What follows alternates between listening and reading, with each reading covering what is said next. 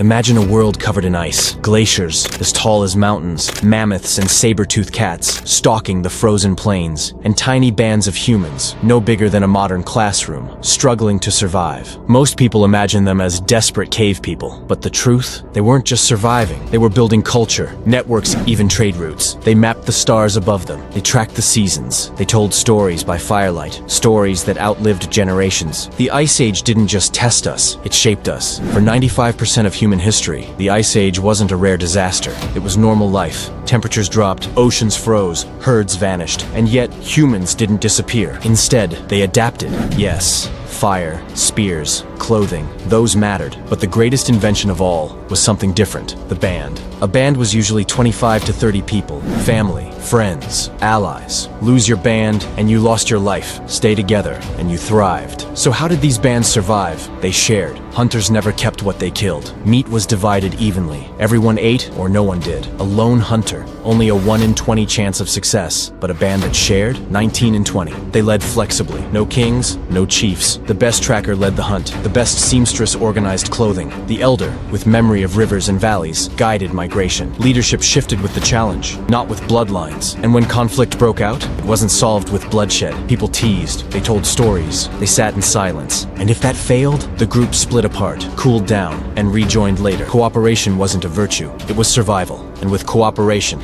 came something else: memory. Grandmothers became living libraries. They remembered plants, medicines, migration routes. They knew which roots were edible and which were poison, which valleys still held snow in hot summers, which stars marked the salmon run. Children with grandmothers, twice as likely to survive. In a world without books, the old weren't a burden. They were walking encyclopedias, and sometimes they were the difference between life and death. Love itself was survival. In bands of just 30 people, most potential partners were siblings or cousins. Inbreeding meant extinction, so humans built marriage networks, stretching hundreds of kilometers. Beads, pendants, ornaments, they weren't decorations. They were engagement rings, signals of identity, tokens of trust. These networks spread not just love, but ideas, genes, and survival strategies. Picture it, a gathering of hundreds at a migration site. Firelight, music, trade, dances, gifts exchanged, new alliances formed. For us, it looks like a festival. For them, it was survival. When sea levels fell, a vast land, Beringia, connected Asia to America. But people didn't just cross it, they stayed. They lived there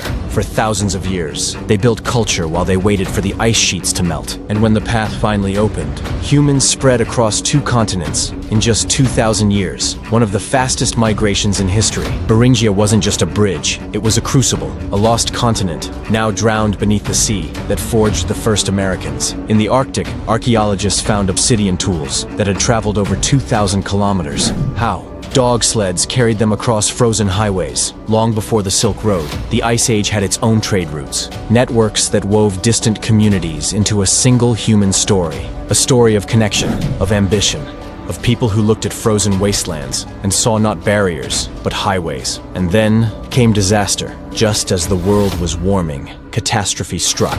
A massive ice lake drained into the Atlantic.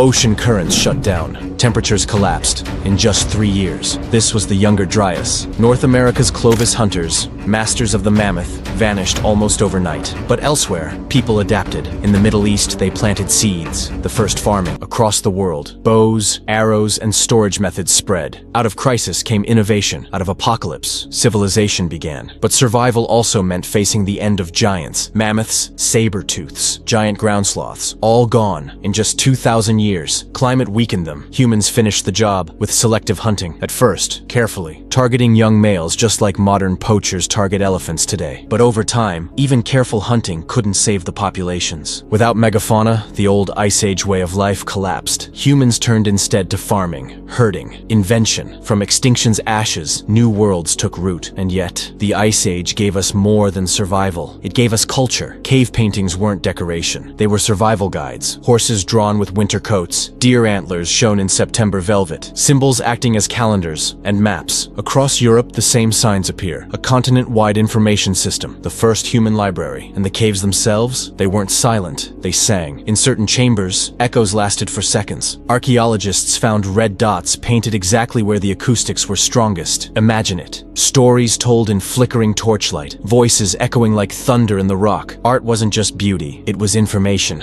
And information was survival. Music, too, was survival. Flutes carved from vulture wings, drums made from mammoth skulls, rattles from shells, music that still plays scales we use today. But it wasn't entertainment, it synchronized groups. It carried memory. It turned lessons into songs. Music was survival technology. Imagine children learning hunting paths not as lists, but as songs. A melody marking rivers. A rhythm describing safe crossings. A chorus remembering seasons of plenty. In the Ice Age, music wasn't a pastime. It was how you remembered the world. But when the ice melted, everything changed. Hunter-gatherers had been tall, strong, and free. They ate varied diets, worked less than 25 hours a week, and lived in tight-knit bands. Agriculture brought stability, but also cavities, disease, and hierarchy. We traded quality for quantity, freedom for growth, and yet that trade built civilization, writing, cities, medicine, article. It was the end of one world and the beginning of another. The Ice Age wasn't a brutal fight for existence. It was a time of resilience, of care, of brilliance. Burials covered in ivory beads, tailored clothes, sewn with needles finer than steel, trade networks that spanned continents. Our ancestors didn't conquer the Ice Age by being the strongest. They survived by being the most cooperative, the most creative, the most human. The Ice Age didn't just test us, it made us. And in many ways, we are still Ice Age people, carrying their resilience, their wisdom, their fire into the future. If this story changed the way you see the past, hit subscribe and join us as we uncover more secrets of our ancient world.